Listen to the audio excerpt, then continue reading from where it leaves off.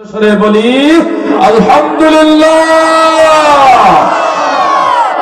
আওয়াজ আরো আছে না? নেই? আছে। এটা আপনারাই বললেন আছে, আমি তো বলিনি, আপনারা বললেন যে আছে। তাহলে আর একটু জোরে আওয়াজ দিতে হবে। এদিকে জোড়া পুকুরে অনেক শীতলি থেকে শোনা যাবে। জোরে বলি আলহামদুলিল্লাহ। মুক্ত বাতাসে আল্লাহর প্রশংসা করতে হবে, কারণ মুক্ত বাতাসে কথা বলার শক্তি ছিল না। মুক্ত বাতাসে মুক্ত বলে যখন মুক্ত করে আল্লাহকে ভালোবাসতে পারেনি, গোপনে গোপনে মাঠে ঘাটে ময়দানে জঙ্গলে মাঠে ভুট্টা মাঠে বসে বসে ক্রন্দন করেছি। ঠিক না? সে আল্লাহকে প্রশংসা করতে হবে আনন্দ চিত্তে, মুক্ত বলে মুক্ত বাতাসে ভাসিয়ে দিয়েই মহান আল্লাহকে দেখিয়ে দেবো। আল্লাহ তোমার গুণাগারা, তোমাকে কেমন ভালোবাসে দেখুন। জোরে বলি আলহামদুলিল্লাহ। অসুবিধা হবে নাকি? অসুবিধা হলেও করতে হবে।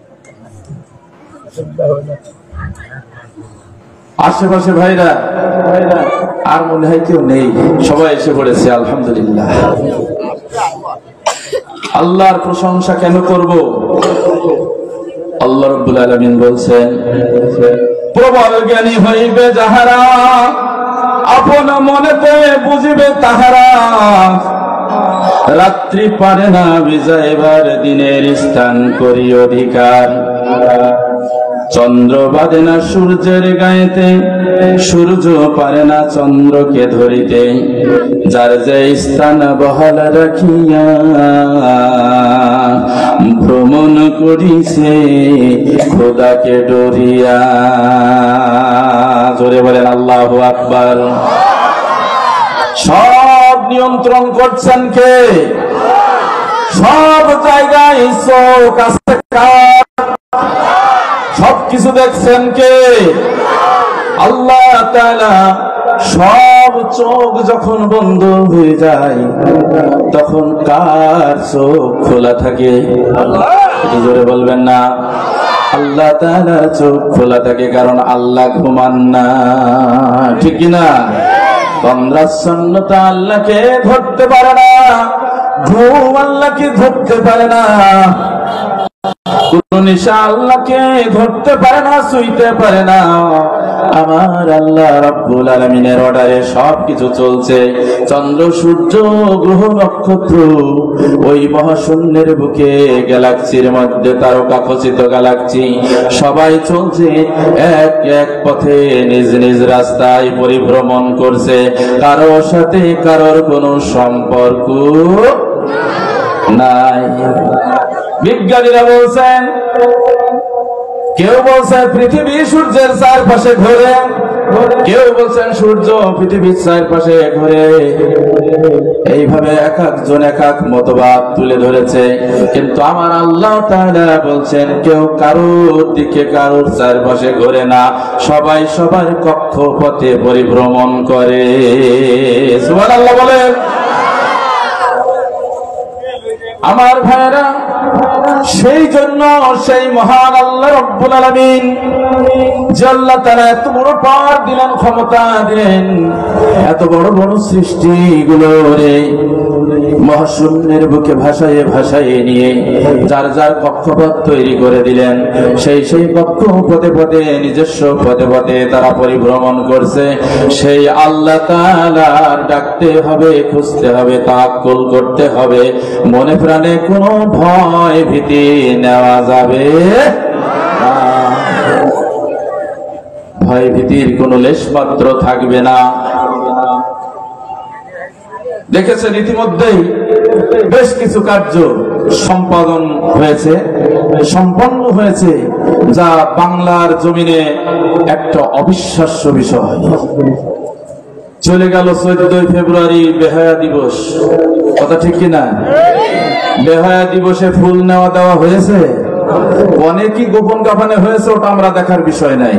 যা প্রকাশ্য চলতো সেগুলো কি হয়েছে? ঢোল বাজাবাজি, গান নাচানাচি, এগুলো কি হয়েছে? এগুলো কেন হয়নি? হুজুররা ওয়াজ করে হয়নি নাকি? এই হুজুররা ওয়াজ করেছে বলে এগুলো উঠেছে নাকি? ওঠে নাই। কোথার থেকে উঠেছে? পার্লামেন্ট থেকে। কোথার থেকে? সংসদ ভবন থেকে। কথা ঠিক কিনা বলে? ওই সংসদ ভবন থেকে যদি বলে 5 ওয়াক্ত নামাজ পড়তে হবে, যদি না পড়া হয় তাহলে শাস্তিযোগ্য অপরাধ বলে তাকে দোষী সাব্যস্ত করা হবে, শাস্তি পেতে হবে। নামাজ কেউ বাদ দেবে? ঘোষণা হয়ে গেল নববর্ষে 1 জানুয়ারি রাতে কোন প্রকার ঢোলডুগি বাজনা বাজানো যাবে না, পিকনিক করা যাবে না। সংসদ ভবন থেকে, পার্লামেন্ট থেকে অর্ডার হয়ে গেল। প্রশাসন হন্যি হয়ে ঘুরে বেড়াতে লাগলো। কথা বলেন ঠিক কিনা? ওসি সাহেব, ডিসি সাহেব পাগল। ডিসি সাহেব বলছে, ওসি খবরদার যেন কোথাও পিকনিক না হয়। ওসি সারা রাত, ইউনো সাহেব সারা রাত দৌড়িয়ে বেড়াচ্ছে। কথা ঠিক কিনা বলেন? কোন জায়গায় যদি পিকনিক হয় অ্যারেস্ট হবে। এমনকি আমার গ্রাম থেকে পিকনিকের গোস্ত, হাড়ি কুড়ি, কড়া বটি পর্যন্ত থানায় নিয়ে গেছে, সে অনেক রাত্রে। একই হুজুরদের ওয়াজে বন্ধ হয়েছে? জোরে বলেন, ওয়াজে বন্ধ হয়েছে? ওয়াজ যদি কিয়ামত পর্যন্ত হুজুররা করে তারপরও অপরাধ বন্ধ হবে না। শুধুমাত্র রিপ্লাই করা, জানিয়ে দেওয়া, আর কিছুই নাই।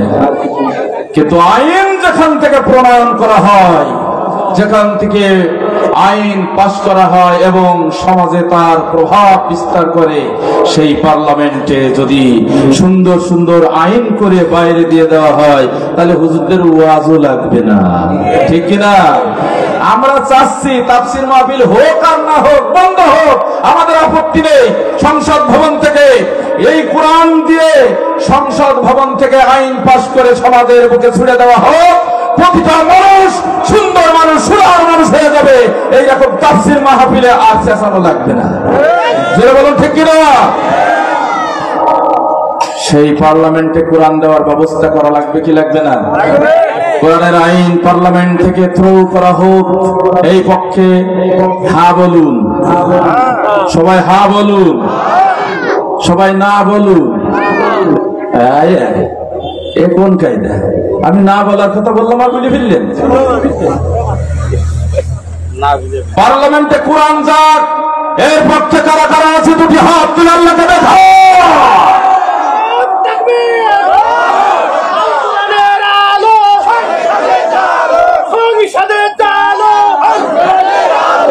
আলহামদুলিল্লাহ, আলহামদুলিল্লাহ। পার্লামেন্টে কোরআন যাবে ইনশাআল্লাহ, আর সেখান থেকে সুমধুর আইনগুলো আমাদের মাঝে আসবে। আর আমাদের যুবক যুবতী, তরুণ তরুণী, আবাল বৃদ্ধা বনিতা সবাই সুষম সুন্দর সোনার মানুষ হয়ে যাব। কথা বলেন ঠিক না ঠিক? আমরা এটাই চাই। এর জন্য কোরআন, এর জন্য কোরআনের আলোচনা। আমার প্রাণের ভাইরা, আর সেই পার্লামেন্টে যাওয়ানোর জন্য যারা আপ্রাণ চেষ্টা করেছে তাদেরকে হত্যা করা হয়েছে। কথা বলেন ঠিক কিনা? গৌর গোবিন্দের বংশধরেরা, ইহুদিবাদের বংশধরেরা, ওই খ্রিস্টানীয় মতবাদের বংশধরেরা এই আলেম সমাজকে কলঙ্কিত করে, এই যুব সমাজকে কলঙ্কিত করে, তরুণ তরুণীর রক্ত দিয়ে হোলি খেলে, লাশ ফেলে দিয়ে লাশের উপরে ডান্স করে বাংলার জমিনকে কলঙ্কিত করেছে। জালিম সম্প্রদায় সচেতন একটা লজ্জাজনক কাজ করেছে, যার কারণে আল্লাহ রাব্বুল আলামিন জালিম সম্প্রদায়কে লাঞ্ছনা দিয়ে, গুঞ্জনা দিয়ে অপমানিত করে বাংলাদেশ থেকে বিতাড়িত করেছে। এদের বলুন ঠিক কিনা? আল্লাহ রাব্বুল আলামিন বলেছেন, কোরআন শুনেন, আল্লাহ তাআলা বলছেন, ইন্নাল্লাযীনা ইউহাদ্দুনা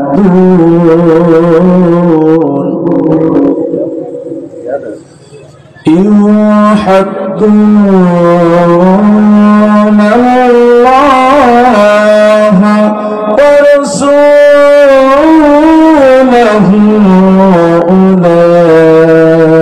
উলাইকা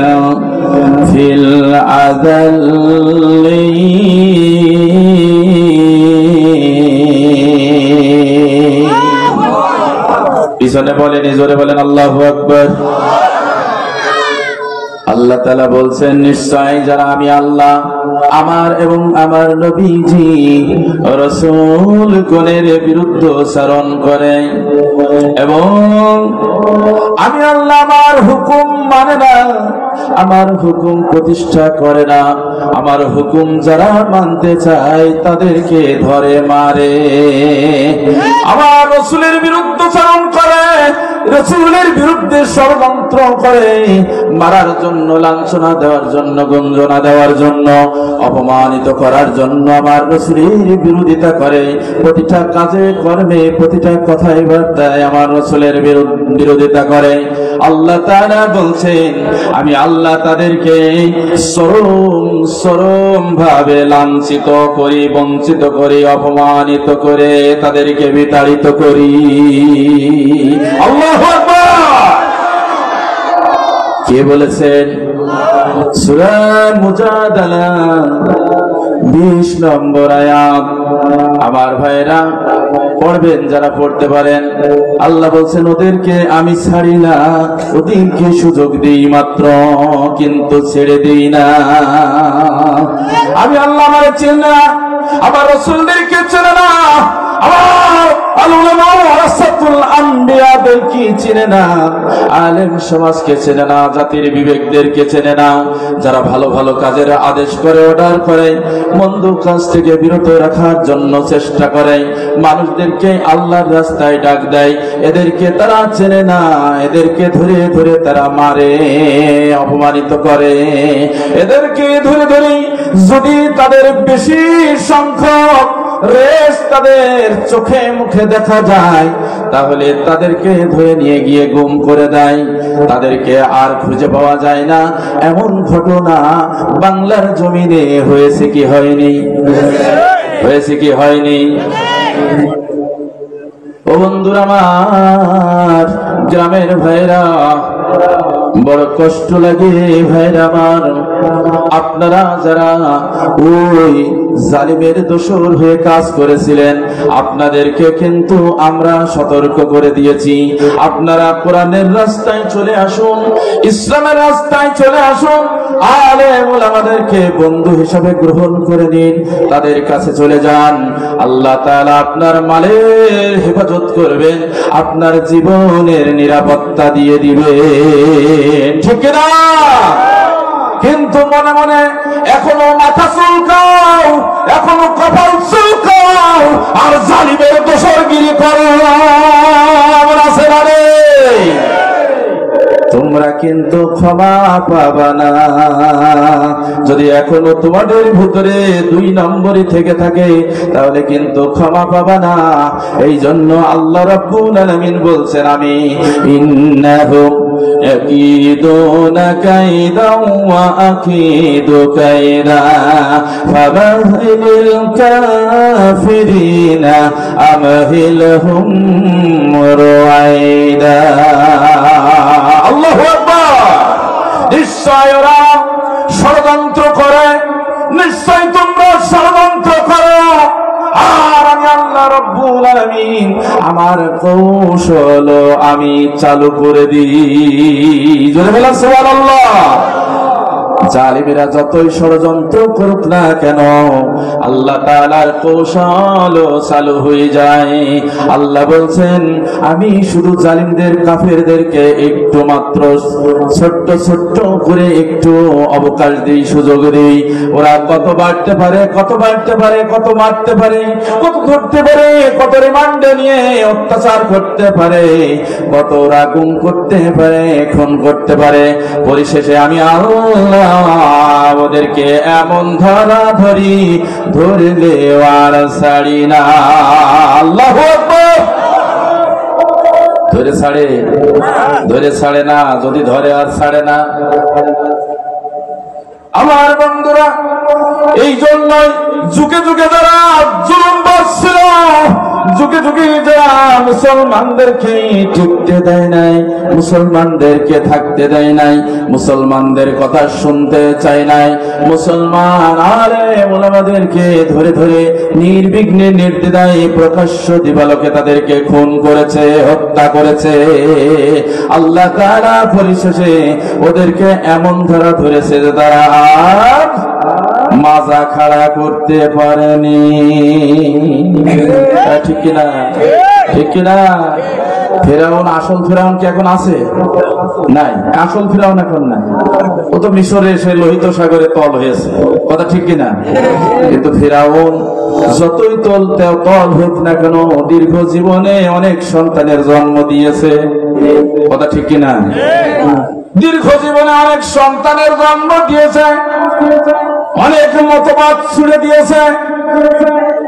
যারা ফেরাউনের মতবাদ গ্রহণ করে রাষ্ট্র পরিচালনা করেছে ফেরাউনের মতো করে, ওরা হচ্ছে ফেরাউনের রুহানি সন্তান। জোরে বলেন ঠিক কিনা? ওরা ফেরাউনের সব রুহানি সন্তান। ফেরাউন যেভাবে ধ্বংস হয়েছে ওরাও সেইভাবে যুগে যুগে ধ্বংস হবে, ঠিক কিনা ভাই? এই জন্য শুধু ফেরাউন না, জালুত বাদশা ধ্বংস হয়েছে, নমরুদ ধ্বংস হয়েছে, কারুন ধ্বংস হয়েছে, আবু লাহাব ধ্বংস হয়েছে, আবু জাহেল ধ্বংস হয়েছে, আবু সুফিয়ান ধ্বংস হয়েছে, ওয়ালিদ বিন মুগিরা ধ্বংস হয়েছে। ও বন্ধুরা আমার, আব্রাহার মতো প্রভাবশালী বাদশাও ধ্বংস হয়েছে, ঠিক না? এক এক নবীর আমলে এক একজন বাদশা, অত্যাচারী জালিম বাদশার উদ্ভব হয়েছিল। আর আল্লাহ রাব্বুল আলামিন তাদেরকে সুযোগ দিতে দিতে এমন অবস্থায় ফেলে দিয়েছিল যে তাদেরকে পরিশেষ পরিণতি হচ্ছে আল্লাহর লাঞ্ছনা গঞ্জনার ধ্বংস। জোরে বলুন ঠিক কিনা? হযরতে সালেহ আলাইহিস সালাম ইসলামের দাওয়াত দিলেন। সালেহ আলাইহিস সালাম আল্লাহর নবী ছিলেন, একজন প্রভাবশালী নবী। আল্লাহর কালেমার দাওয়াত দিলেন। যখন তার কওমের কাছে, তার বংশের কাছে, বংশের লোকজনের কাছে যখন তিনি দাওয়াত দিলেন, তখন সালেহ সাল্লামকে তারা বলল, ও সালেহ, তুমি তো আমাদের ভাই, তো আমরা যা করব তুমিও তাই করবা, মাঝখান থেকে তোমার ডিভাইডেড দেখা যাচ্ছে কেন? তুমি অন্য মতবাদ আমাদের উপরে খাড়া করছো কেন? আমাদের উপরে অন্য ধর্ম চাপিয়ে দেওয়ার চেষ্টা করছো কেন? ও সালেহ, তুমি কি বলতে চাও? সালাম বললেন, আমি আল্লাহর নবী হয়ে এসেছি, আমি কালেমার দাওয়াত নিয়ে এসেছি, আমি আল্লাহর পক্ষ থেকে ইসলামের দাওয়াত নিয়ে এসেছি, তাওহীদের দাওয়াত নিয়ে এসেছি। তোমরা যাদেরকে পূজা করো, পারবো না করো, তাদেরকে পূজা করে কোনো লাভ হবে না, ছেড়ে দাও, ছেড়ে দাও। আমি আল্লাহ তাআলার সন্ধান দিচ্ছি, তোমরা যদি তাকে ইবাদত করতে পারো, বন্দেগী করতে পারো, আমার আল্লাহ রাব্বুল আলামিন তোমাদেরকে শান্তি নিকেতন জান্নাত দিয়ে দিবে। বলছে সালেহ, বলে ডাকি, আরে বলে ডাকি, নতুন কথা শুনলাম। সালেহ, তুমি কি বলতে চাও? সালেহ আলাইহিস সালাম বললেন, ও আমার বংশের সম্প্রদায়ের লোকেরা, ওগো মেয়েরা, ওগো ছেলেরা, সকলের প্রতি আমি আল্লাহ তাআলার নবী হয়ে বলছি, তোমরা শোনো। আমার আল্লাহ তাআলা বলছেন, আমি এক অদ্বিতীয়, আমার কোনো শরীক নাই, আমি নিরাকার, আমি তোমাদের সামনে আকার নিয়ে আসবো না, আমি এক অবিশ্বাস্য শক্তি, যে শক্তির নাম হলো আল্লাহ মহান। জোরে বলেন আল্লাহু আকবার। সেই শক্তির নাম আমি আল্লাহ।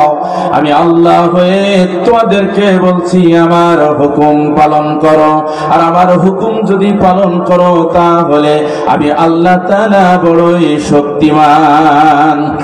তাবারাকাল্লাযী বিয়াদিহিল মুলক ওয়া হুয়া আলা কুল্লি শাইইন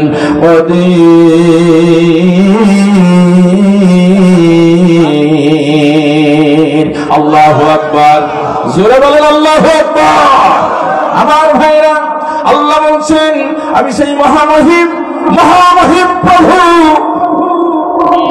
যার হাতের মুঠোয় রয়েছে সমস্ত রাজ্যের অধিকর্তা, যার হাতের মুঠোয় রয়েছে আমি আল্লাহ, আমার হাতের মুঠোয় রয়েছে সমস্ত সার্বভৌম ক্ষমতা, আর আমি সেই সার্বভৌম ক্ষমতার মালিক, আমি আল্লাহ সমস্ত শক্তির উৎস।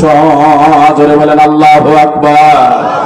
সেই আল্লাহর সাথে টক্কর দিয়ে ফেরাউন বাঁচতে পারে নাই, সেই আল্লাহর সাথে টক্কর দিয়ে নমরুদ বাঁচতে পারে নাই, সেই আল্লাহর সাথে টক্কর দিয়ে আব্রাহা বাঁচতে পারে নাই, হামান কামান বাঁচতে পারে নাই, ফেরাউন বাঁচতে পারে নাই, কারুন বাঁচতে পারে নাই, আবু জাহেল বাঁচতে পারে নাই, আবুল হাব বাঁচতে পারে নাই।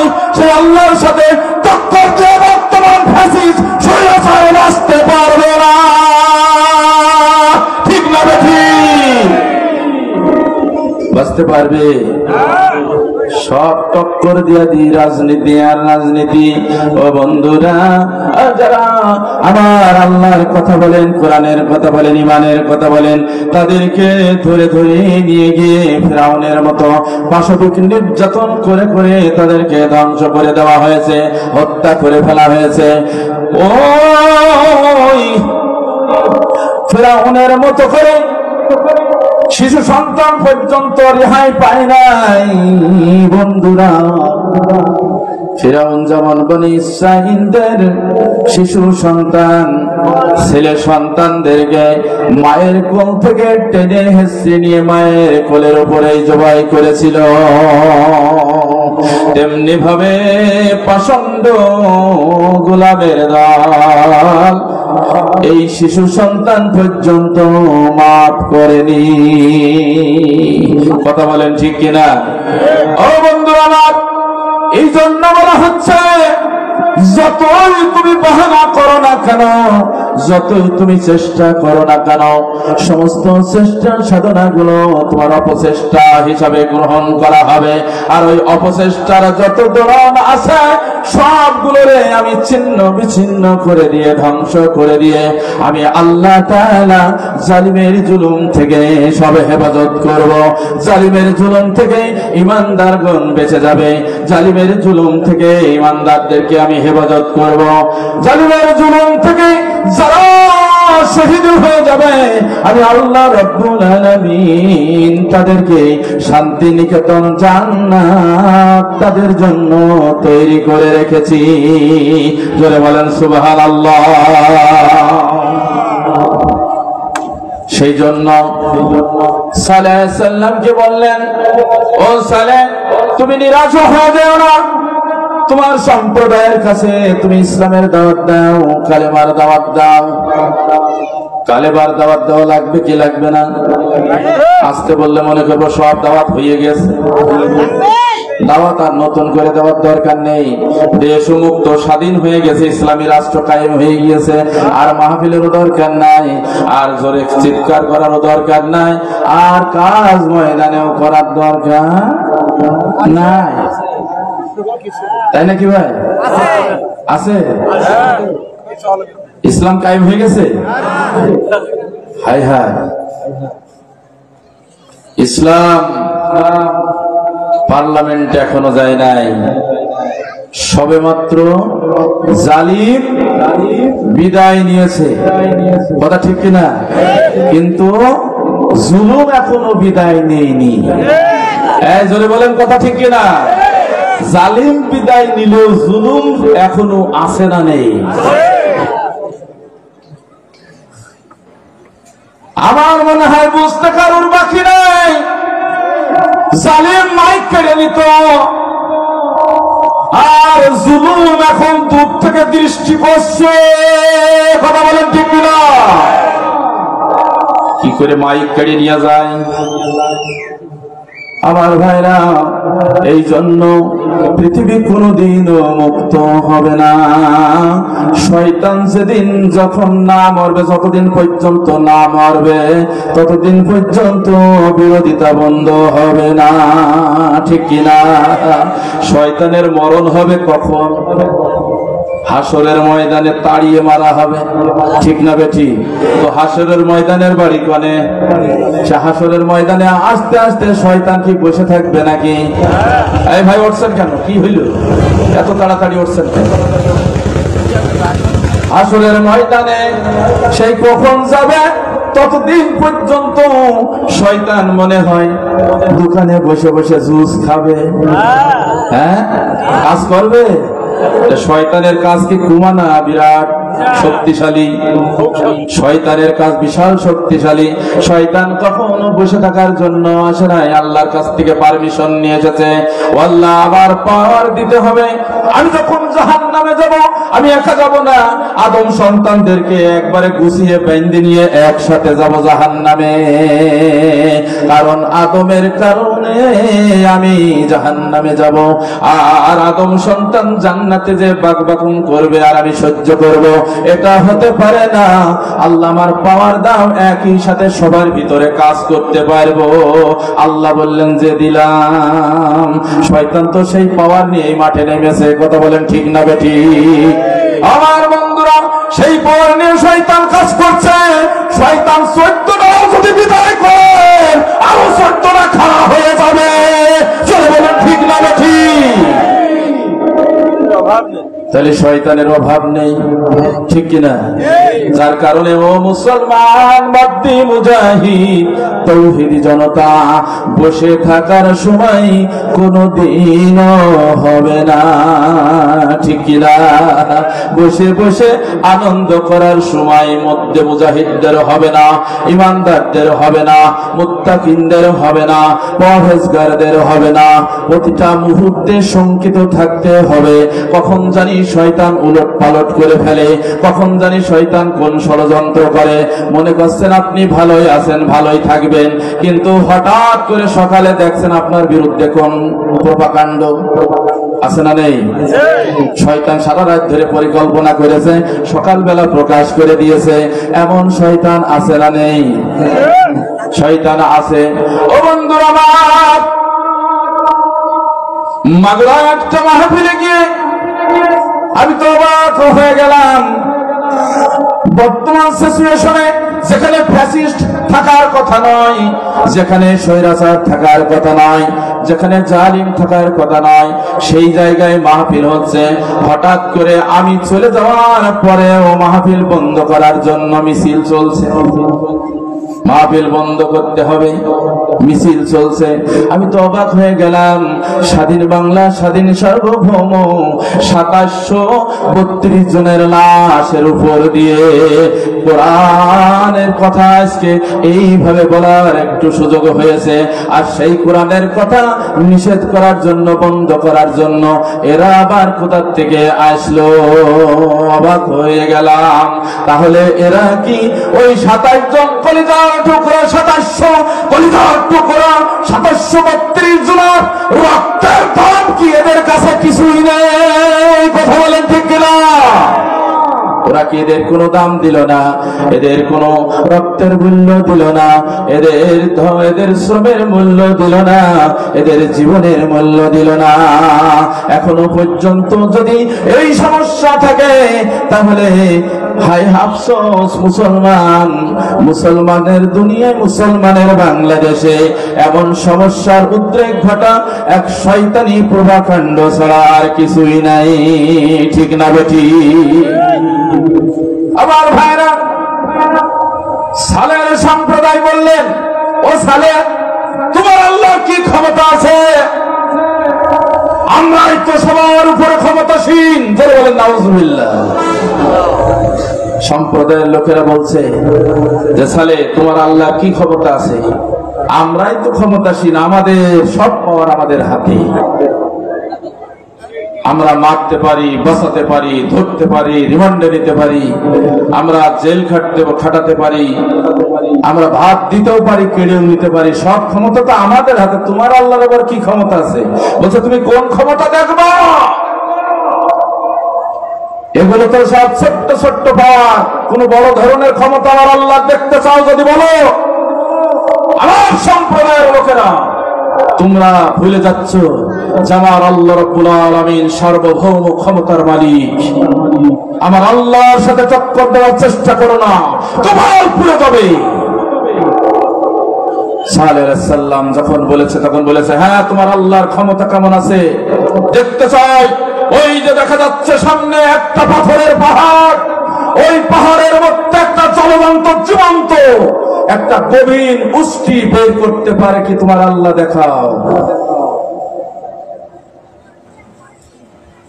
সালেহ আলাইহিস সালামের আল্লাহ মনে হয় পারবে না। পিছনকে ভাই একটু এগিয়ে আসেন, শূন্যস্থান পূরণ করেন, এগিয়ে আসেন, আসেন আসেন, পিছনে হয়ে থাকবেন না, শূন্যস্থান পূরণ করে বসে। সালেহ আলাইহিস সালামের আল্লাহ পারবে? সবার বিশ্বাস আছে পারবে? জোরে বলুন পারবে। সে আল্লাহ পাক এখন আছে না নাই? প্রিয় ভাইরা আমার, সালেহ আলাইহিস সালাম বললেন যে শুধু আমার আল্লাহ রাব্বুল আলামিন ওই পাথরের পাহাড়টাকে ফাটিয়ে ওর ভিতর থেকে একটা গভীর উষ্টিকে বেরই করবে না, ওই উষ্টি বের হওয়ার পরে তোমাদের সামনে আসবে, আসার পরে উষ্টিটি বাচ্চা প্রসব করবে, আর ওই বাচ্চার সাথে সাথে উষ্টির পিছনে পিছনে গিয়ে ঘাস খেয়ে বেড়াবে। আর ওই উষ্টি যে দুধ দহন করে তোমরা খেলেও খেতে পারো, তোমরা অভাব দূর করলেও দূর করতে পারো, এত পাওয়ার আমার আল্লাহ দেখাতে পারে। জয় বলেন আল্লাহু আকবার। চোরে সর্বনাশ। সালে বলে কি আমরা একটা বললাম যে পাঁচটা বলে ফেলল। ঠিক আছে, যদি আমার আল্লাহ এটা দেখাতে পারে তাহলে আমার আল্লাহকে বিশ্বাস করবা? অবশ্যই বিশ্বাস করবো। কেন বিশ্বাস করব না? এত বড় মুজিজা যদি আমরা দেখতে পাই, এত বড় অলৌকিক ঘটনা যদি আমরা দেখতে পাই, তাহলে আমরা কেন এটা বিশ্বাস করব না? বলছে ঠিক আছে, আমি তোমাদেরকে রাতের সংবাদ দেব। আমার ভাইরা, আল্লাহর নবী সালেহ আলাইহিস সালাতু ওয়াস সালাম রাতের অন্ধকারে সিজদায় পড়ে গেলেন। রব্বুল আলামিন আমার সম্প্রদায়ের লোকেরা কি বলেছেন আপনি তো ভালোই শুনেছেন। ও আল্লাহ, আমার সম্প্রদায়কে যদি অলৌকিক ঘটনা যদি তোমার পাওয়ার দিয়ে দেখাতে না পারি, তুমি যদি দেখাতে না পারো, আর আমি যদি ওদের সামনে উপস্থাপন না করতে পারি, তাহলে ওরা আমারও মানবে না, তোমার তো মানেই না।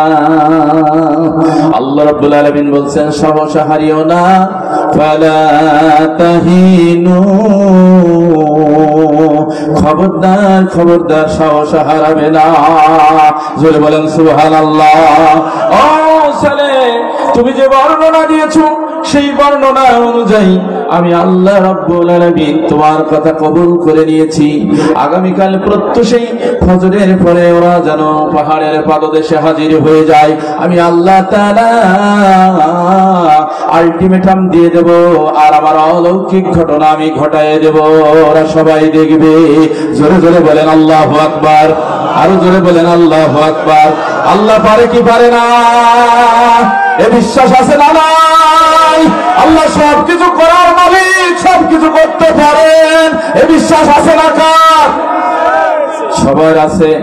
আমার ভাইরা, সালেহ আলাইহিস সালাম ওদের কাছে খবর দিয়ে দিলেন, রাতের অন্ধকারে বললেন সম্প্রদায়ের লোকেরা শোনো, আগামীকাল ফজরের রক্তে সবাই যে জায়গায় দাঁড়াবার জন্য বলেছিলে সেই জায়গায় দাঁড়িয়ে যাওয়া।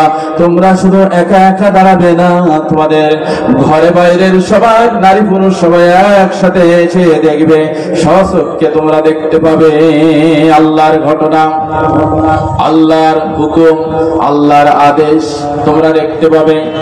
সবাই বলল যে সালেহ তো একটা বিরাট ঘটনার কথা বলল, এটা কেমন করে সম্ভব? যদি তাই হয় রে, তাহলে সালেহের শর্ত কি আমরা মানতে পারবো নাকি? শর্ত দিয়ে দিলেন সালেহ যে যদি আমার আল্লাহ এটা দেখাতে পারে, আমার আল্লাহকে কি রব বলে মানা যাবে নাকি? ওরা বলছে যে হ্যাঁ অবশ্যই মানবো। আমার আল্লাহকে যদি রব বলে মানা যায়, সমস্ত দেবদেবীকে ধ্বংস করে ফেলতে হবে, তাদেরকে ভেঙে ফেলতে হবে। মানবা কিনা? বলছে মানবো। আর আমি সালে আল্লাহর নবী হিসাবে তোমাদেরকে মেনে নিতে হবে, তোমরা মানবা কিনা? বলছে মানবো। সব মেনে নিল। প্রত্যুষ হয়ে গেল, ভোর হয়ে গেল, ফজর রক্ত হয়ে গেল। সবাই আস্তে আস্তে করে পাহাড়ের পাদদেশে সমবেত হতে লাগলো। ও বন্ধুরা, পাহাড়ের পাদদেশে অসংখ্য নর নারী এক জায়গায় হয়ে গেল। আল্লাহ রাব্বুল আলামিনের নবী সাল্লাল্লাহু আলাইহি সাল্লাম বললেন, পাহাড়ের দিকে তাকিয়ে থাকো, পাহাড়ের দিকে তোমরা সবাই তাকিয়ে থাকো। আমার আল্লাহ রাব্বুল আলামিন তার অলৌকিক ঘটনা এখনই দেখিয়ে দিবেন, তোমরা যেভাবে চেয়েছিলে সেইভাবে। আমার ভাইরা, যখন এই কথা বললেন তখন সবাই ঠিক জাস্ট সেইভাবে ভাবেই তাকিয়ে থাকলেন, পাহাড়ের দিকে তাকিয়ে থাকলেন। থাকার পরে হঠাৎ করে বিকট একটা শব্দ হয়ে গেল পাহাড় বরাবর। আর সবাই দেখতে পেলেন যে ওই পাথরের পাহাড়টা বিকট শব্দের কারণে চট করে ফেটে দুই ভাগ হয়ে গেল, অনেকখানি রাস্তা মতো হয়ে গেল। কিছুক্ষণের মধ্যে ওই পাহাড়ের ভিতর থেকে একটা বড় গভীর উষ্টি বের হয়ে হেঁটে সামনে চলে আসলো।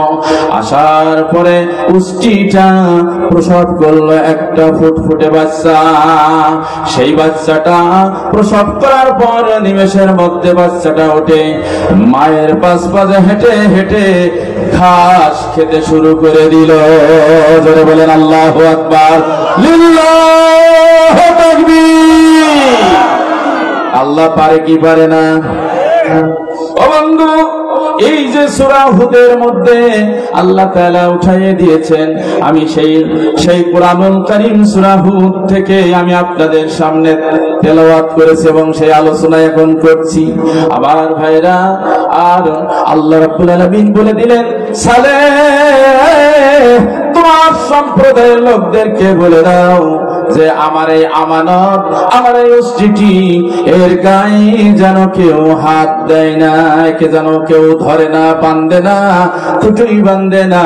আমার উষ্টি ইচ্ছা মতো খেয়ে বেড়াতে পারবে, সমস্ত জায়গায় চারণ বিচরণ করতে পারবে, খেতে পারবে, কেউ তাকে ধরতে পারবে না, ছুঁইতে পারবে না। তবে একটা বিষয়ে শিথিল হলাম যে আমার উষ্টিটা বাচ্চা প্রসব করেছে, সেই উষ্টির দুধ দহন করতে পারবে, আর সেই দহন করা দুধ দিয়ে তারা তাদের পরিবারের খরচ চালাতে পারবে, খেতে পারবে। যদি দুর্ভিক্ষ চলে আসে, অভাব যদি তাদেরকে স্পর্শ করে, আমার এই আমানতের উষ্টির দুধ খেয়ে তারা জীবন ধারণ করবে, আমি তাদেরকে হেফাজত করব। কিন্তু আমার উষ্টিকে মারতে পারবে না, ধরতে পারবে না, বানতে পারবে না।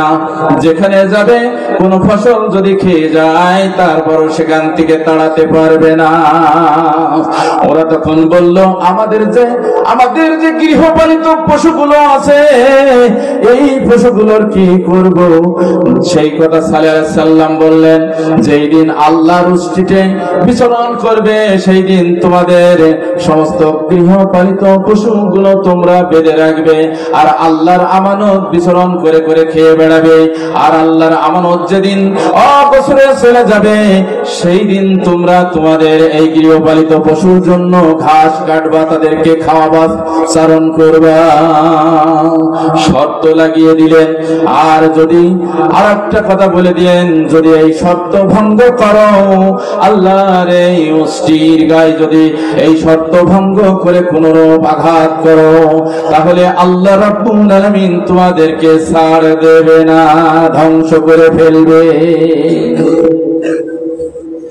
সমস্ত আলটিমেটাম দিয়ে দিলেন হযরত সালেহ আলাইহিস সালাম। এইভাবেই চলতে লাগলো। চলতে চলতে সবাই গুঞ্জন সৃষ্টি করলো, আহারে এখন তো যা চাইলাম তাই হলো, এখন কি করা যায়? সালেহ যে আল্লাহর নবী, এটা বিশ্বাস করা যায় কিনা? কেউ বলল যে করা যায়, কারণ আমরা যা বলেছি তাই তো হয়েছে। কেউ বলছে যে শোনো, সালেহ তো বিশাল জাদুকর, সালেহ বিরাট জাদুকর, ও জাদু দিয়ে এইগুলো করছে, ও রব ও আল্লাহ কিছুই করেনি, ও সব সালের জাদু, সালের জাদু দিয়ে আমাদের নজরবন্দি করে এই কাজ কারবার করছে। বলেন নাউজুবিল্লাহ। এরা কোনোদিনও বিশ্বাস করবে না, এরা কোনোদিনই শুধরাবে না। কথা ঠিক কিনা ভাই? এরা কোনোদিনই শুধরাবে না। এই ধরনের লোক আছে না নেই? আছে না নেই? আমার ভাইরা, সালেহ আলাইহিস সালাম এই কথা বললেন। তারপরে ওই লোকগুলো চিন্তা করলো যে একদিন, 2 দিন যায়, সপ্তাহ যায়, মাস যায়, আমাদেরও সমস্যা হয়, এইভাবে আর চলা যায় না, ওই উষ্টিটি মেরে ফেলতে হবে। কেউ কেউ চিন্তা করলো যে খবরদার খবরদার, এটা হচ্ছে আল্লাহর উষ্টি, এর গায়ে হাত দেওয়া যাবে না, সালে যা বলেছে তাই হয়ে যাবে, যদি হাত দাও তাহলে মুশকিল হবে। ও বন্ধুরা আমার, তো কেউ কেউ বলল কিছুই হবে না, সালে যা বলেছে আমরা সেটা প্রথমেই মানছিলাম, এখন আর কোনো মানামানি নেই। যদি কেউ পারো পুষ্টিটিকে হত্যা করবা, যার কাছে যায় সেই বলে যে আমি পারবো না, কারণ এটা আল্লাহর আমানত, আমি মারতে পারবো না। এইভাবে গোপনে গোপনে উষ্টি মারার ষড়যন্ত্র শুরু করে দিল। যদি আল্লাহর আমানত মুজেজার উষ্টিকে যদি মারার জন্য ষড়যন্ত্র ওরা করতে পারে, তাহলে মানুষের ভিতরে যদি ভালো মানুষ থাকে, ভালো মানুষের কারণে যদি মন্দ মানুষের কোনো ক্ষতি হয়ে যায়, সমস্যা হয়ে যায়, তাহলে তাদের মারার জন্য পরিকল্পনা করতে পারে কি পারে না? সেই রকম মুনাফিকও সমাজে আছে না নেই? আমার ভাইরা, এই ঘটনাটা বলে আমি শেষ করব। এই লোকগুলো একে একে বিভিন্ন জনের কাছে যায় আর বলে যে ওই উষ্টিটাকে মারতে হবে, মেরে ফেলতে যদি পারো তাহলে পুরস্কৃত করব, তোমাদেরকে অনেক জাযা দেব, তোমাদেরকে অনেক সম্পদ দিয়ে দেব। একজন আর একজনের কাছে গোপনে গোপনে যায় আর বলে যে আর তো সহ্য করা যায় না, এই বড় বড় ডাকাত আছে, বড় বড় সন্ত্রাস আছে, বড় বড় অস্ত্রধারী আছে, তাদের কাছে গোপনে গোপনে যায় যে তোমার তো পাওয়ার কম নেই, তুমি মানুষ মারতে পারো, তুমি এই উষ্টি মারতে পারবা না। তারপরও কেউ কেউ বলেছে না, আমি এটা পারবো না। সালের অনুসারীদের মেরে ফেলতে বলো, আমি মেরে ফেলবো, কিন্তু আমি এই উষ্টি মারতে পারবো না। হঠাৎ করে 2 জন মহিলা, যদি মহিলা ষড়যন্ত্র করে তাহলে কিন্তু বাঁচা দুষ্কার।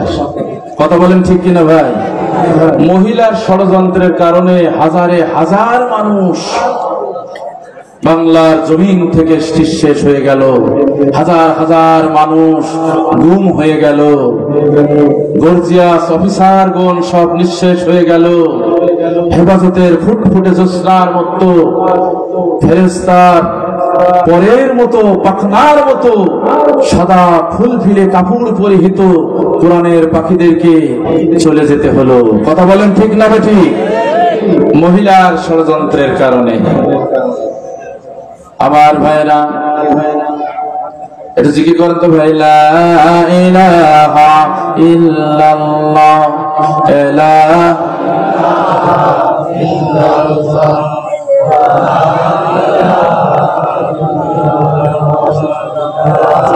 লা ইলাহা ইল্লাল্লাহ, লা ইলাহা ইল্লাল্লাহ, জোরে লা ইলাহা ইল্লাল্লাহ, লা ইলাহা ইল্লাল্লাহ, মুহাম্মাদুর রাসূলুল্লাহ সাল্লাল্লাহু আলাইহি ওয়াসাল্লাম। আমার ভাইরা, সেই দিন কি হলো?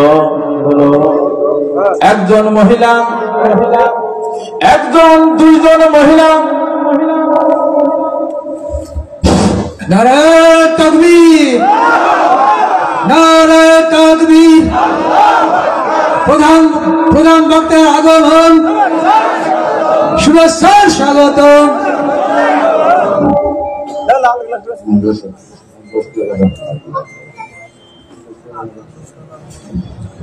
আমার ভাইরা খেয়াল করে শুনুন, খুব তাড়াতাড়ি দৌড়াবো। আমার ভাইরা সেই দিন কিন্তু দুইজন মহিলা এসে বলল যে আমরা ওই উষ্ট্রিটাকে মেরে ফেলতে পারবো। ওরা বলল যে যুবকদের কাছে গেল, যুবকদের কাছে গিয়ে বলল, গো যুবকেরা শোনো শোনো, উনাইজা নামে একজন মহিলা আর সাদু নামে একজন মহিলা, এই দুইজন মহিলা, উনাইজা হচ্ছে এত সুন্দরী, তার আরো কয়টা মেয়ে আছে সুন্দরী, সে বলছে আই উষ্ট্রিটাকে যারা মেরে ফেলতে পারবে তাদের সাথে, তার সাথে আমার যে কোনো মেয়েকে আমি বিবাহ দেব, আমার ধন সম্পদের অভাব নাই। আর সাধু বলছে যে আমার চেহারা এত সুন্দর, আমি তো অবিবাহিতা, আমি তাকে বিবাহ করব যে উষ্ট্রিটাকে মেরে ফেলতে পারবে। আমার বন্ধুরা, এই দুই মহিলার অফার কেউ গ্রহণ না করলেও দুইজন যুবক গ্রহণ করে নিল। একজনের নাম হচ্ছে উবাব আর একজনের নাম হচ্ছে কুদার। এই দুইজন যুবক অফারটা গ্রহণ করে নিল, বলছে আমরা উষ্ট্রি মেরে ফেলবো। আর 7 সঙ্গীকে গুছাই নিল, নিয়ে তারা মোট 9 জন হলো। 9 জন বসে আছে বনের বাজারের আড়ালে বসে আছে যে এই দিক থেকে যদি উষ্ট্রি আসে তাহলে আমরা সাথে সাথে মেরে ফেলবো। তীর ধনুক নিয়ে বসে আছে, অস্ত্র নিয়ে বসে আছে এই ডাকাতের দল। আমার ভাইরা তখন ওই উষ্ট্রিটি খেতে খেতে যখন চলে আসে, তখন ওই কুদার নামক যুবকটা তীর মেরে দেয় পায়ে, আর সাথে সাথে উষ্ট্রিটা পড়ে যায়। পড়ে যাওয়ার সাথে সাথে এই আর 8 জন গিয়ে উষ্ট্রিটিকে বেঁধে ফেলে সবাই করে মেরে ফেলে। আর উষ্ট্রির বাচ্চাটা দৌড়ে দিয়ে পাথরের ওই পাহাড়ের দিকে চলে যায়। এরা উষ্ট্রিটিকে মেরে ফেললো, এই ডাকাতের দল উষ্ট্রিটিকে মেরে ফেললো। সাথে সাথে খবর হয়ে গেল, হযরত সাল্লাল্লাহু আলাইহি সাল্লামের কাছে চলে গেল খবর যে আল্লাহর উষ্ট্রিটি ওরা মেরে ফেলেছে। বলছে ষড়যন্ত্র করেছে কারা? বলছে ষড়যন্ত্র করেছে মহিলারা। মহিলাদের ষড়যন্ত্র বড় ডেঞ্জারাস, ভয়ানক, ভয়ঙ্কর। কথা বলেন ঠিক না বেটি? আমার ভাইরা সেই কারণে সাল্লাল্লাহু আলাইহি সাল্লাম দৌড় দিলেন, দৌড়ে আসলেন। তার সঙ্গে সাথীরা এসে দেখলো যে উষ্ট্রিটি পড়ে আছে, মরে পড়ে আছে। আর বাছুরটা পাহাড়ের উপরে লাফাতে পাহাড়ের উপরে চলে গেছে। বলছে তোমরা কি করলে?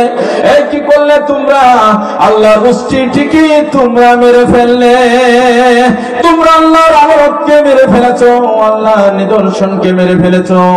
তাহলে এবার তোমরা শাস্তির জন্য প্রস্তুত হয়ে যাও। তারা বললেন যে কি শাস্তি আমাদের হবে? তখন সবাই দৌড়ে আসলো, ছুটে আসলো। সবাই বলছে যে উষ্ট্রিটিকে মেরে ফেলা হয়েছে, ও সালে তুমি আমাদেরকে বাঁচাও, কি করা যায়? সালে বলছে যে ঠিক আছে, যদি উষ্ট্রির বাচ্চাটাকে পাওয়া যায় তাহলে আল্লাহর কাছে ক্ষমা চাইলে ক্ষমাও করে দিতে পারে, চলো দেখি যায়।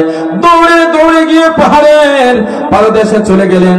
সেখানে গিয়ে দেখলেন উষ্ট্রির বাচ্চাটি পাহাড়ের উপরে।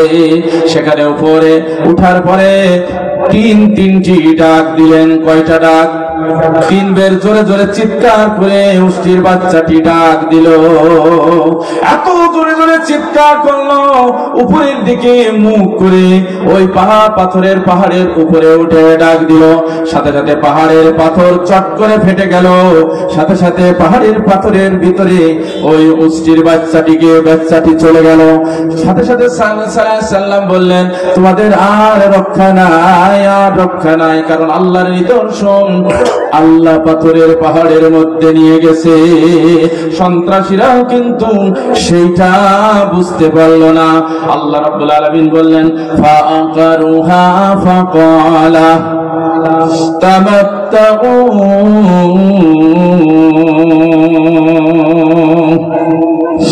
বিদারিকুম সালাসাতু আইয়াম যালিকা ওয়া'দুন গায়রু মাকযুব। জোরে বলেন আল্লাহু আকবার। তোমরা উষ্ট্রিকে হত্যা করেছো, অতএব তোমরা সালাসাতু আইয়াম কয়দিন তোমরা বাঁচবা? কয়দিন? 3 দিন। বুধবারের দিন উষ্ট্রিটাকে হত্যা করেছিল ওদের 3 দিন বাঁচবে, বৃহস্পতিবার বাঁচবে, শুক্রবার বাঁচবে, শনিবার বাঁচবে, চতুর্থ দিন রবিবারের দিন ভোরবেলায় ওরা ধ্বংস হয়ে যাবে। কে বলে দিলেন? জোরে বলেন, কে বললেন? আল্লাহ বলে দিলেন ওরা ধ্বংস হয়ে যাবে, কারণ হচ্ছে ওরা জালিম। ও বন্ধুরা আমার, সেই মোতাবেক আল্লাহ রাব্বুল আলামিন ওদেরকে সুযোগ দিলেন শুধুমাত্র 3 দিন। এই 3 দিনের মধ্যে ওরা সব ধ্বংস হয়ে যাবে। প্রথম দিন ওদের গায়ের রং হলুদ বর্ণ হবে। সালেহ সালাম সব বলে দিলেন। বলে দেওয়ার পরে তিনি চলে গেলেন। চলে যাওয়ার পরে এরা কিন্তু দারুণ নদর বৈঠক শুরু করে দিল যে সালেহ তো এই কথা বলে গেল, উষ্টি তো ধ্বংস হয়ে গেছে, মরেই চলে গেছে। এখন সালেহ যা বললো, আল্লাহর নবী তো হতেও পারে, কেউ বলছে হতেও পারে, আর কেউ বলছে যে হতে পারে না, আর কেউ বলছে যে যদি হয় তাহলে তার আগেই চলো সালের মাইরে দিই। নাউজুবিল্লাহ। সালের মারার জন্য সন্ত্রাসীরা রেডি। আয় আল্লাহ, এরা আল্লাহর নবীকেও মারবে, মারার জন্য এরা প্রস্তুত হয়ে গেল। আমার বন্ধুরা, এইরকম ডাকাতের দল সমাজে আছে না নেই? ভালো কথা বললে তাদের কাছে অ্যালার্জি আছে না নেই? ও বন্ধুরা আমার, সেই কারণে সালেহ সাল্লামকে মারার জন্য যখন উদ্যত হলো, পথের মধ্যে ওদেরকে আল্লাহ রাব্বুল আলামিন ফেরেশতা দিয়ে মেরে মেরে সব শাট করে দিল। জোরে বলেন আল্লাহু আকবার। ফেরেশতা আসে না, আসে না? আল্লাহ সাহায্য করে কি করে না? মুমিনরা যত বিপদগ্রস্ত হোক না কেন, আমার আল্লাহ রাব্বুল আলামিন বলছে ইন্নাল্লাযীনা ক্বালু রাব্বুনাল্লাহু সুম্মা ইসতাকামু তাতানাজ্জালু আলাইহিমুল মালাঈকাতু আল্লা তাখাফু ওয়া লা তাহজানু ওয়া আবশিরু বিল জান্নাতিল্লাতী কুনতুম তুআদুন। জোরে বলেন আল্লাহু আকবার। যারা আল্লাহর উপরে ইস্তেকাম করে, আল্লাহ রব এই কথার উপরে যারা থাকে, আল্লাহ আমাদের রব, আমাদের আইনদাতা, আমাদের বিধানদাতা, আল্লাহ আমাদের পরিচালক, আল্লাহ আমাদের পালন কর্তা, আল্লাহ ছাড়া কাউকে মানি না, আল্লাহর বিধান ছাড়া কাউকে মানি না, আল্লাহর বিধান ছাড়া কাউকে নেতা মানি না। আল্লাহ যাকে নেতা মানতে বলেছে তাকেই শুধু নেতা মানি। কোন তালিবের বাচ্চার নেতা মানি না, কাফেরের বাচ্চার নেতা মানি না, মুনাফিকের বাচ্চার নেতা মানি না। আল্লাহর হুকুম যারা পালন করে তাদেরকে আমরা নেতা হিসেবে গ্রহণ করে করতে রাজি আছি। কারা কারা রাজি আছি যদি হাত তুলে দেখা। নারায়ে তাকবীর। আল কোরআনের আলো, আল কোরআনের আলো, ঘরে ঘরে জালো। আলহামদুলিল্লাহ। আমার ভাইরা, আমরা আল্লাহ তাআলার হুকুম ছাড়া কাউকে মানি না, আল্লাহ তাআলা ছাড়া রব কাউকে মানি না। ওই সন্ত্রাসীদেরকে হত্যা করলো ফেরেশতারা। সালেহ সালামকে আল্লাহ রাব্বুল আলামিন বললেন ফালাম্মা জাআ আমরুনা নাসাইনা সালিহান ওয়াল্লাযীনা আমানু মাআহু বিরহমাতিন মিন্না ওয়া মিন খিজিন ইয়াওমিদিন ইন্না রাব্বাকা হুয়াল কাওয়িয়ুল আযীম।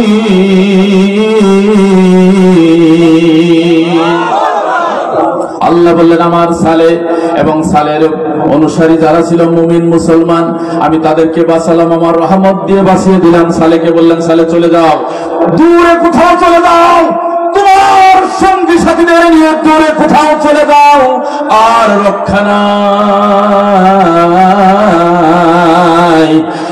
আর রক্ষা হবে না। আর্মি অফিসারদের মেরেছে তারপরেও বাঁচিয়ে রেখেছি, হেফাজতে ইসলামকে মেরেছে তারপরেও বাঁচিয়ে রেখেছি। ও বন্ধুরা আমার, 13 সালে একদিনের মধ্যে 250 থেকে 300 জন নওজোয়ান যুবকদেরকে গুলি করে করে হত্যা করেছে, তারপরেও বাঁচিয়ে রেখেছি। এরপরে আমাদের ইসলামী স্কলারদের ফাঁসিতে ঝুলিয়েছে, তারপরেও বাঁচিয়েছি। কিন্তু যখন এই টকবগে যুবকেরা স্কলার এই টকবকে যুবকেরা বিশ্ববিদ্যালয় কলেজ বিশ্ববিদ্যালয়ের সোনার টুকরা হীরার টুকরা সন্তানেরা যখন রাজপথে নেমেছে হকের দাবিতে, তখন যাদেরকে বুকে গুলি মেরে মেরে উত্তপ্ত তাজা রক্ত দিয়ে হোলি খেলা করা হয়েছে, 2732 জনকে হত্যা করেছে, মুগ্ধর মতো সন্তানকে হত্যা করেছে, আবু সাইদকে মেরেছে। এমনি ভাবে 2732 জনের যখন লাশ পড়ে গেছে আর ক্ষমা হবে না। এবার জালিমকে আমি আল্লাহ লাঞ্ছনা গুঞ্জনা দিয়ে বিদায় করে দেব। আদর বলুন ঠিক কিনা? আমার ভাইরা 3 দিন হলুদ হলো, প্রথম দিন হলুদ অলরেডি হয়ে গেল, গা হলুদ, সকাল উঠে দেখে সবার গায়ে হলুদ, সব হলুদ ধারণ করেছে, জ্বালা যন্ত্রণা শুরু হয়েছে। ওরা বৈঠক করে বলছে, হ্যাঁ এখন শেষ, ওরা বৈঠক করে বলছে যে সালের কাছে এখনো যদি বাঁচতে চাই সালের কাছে চল, আল্লাহ নবীর কাছে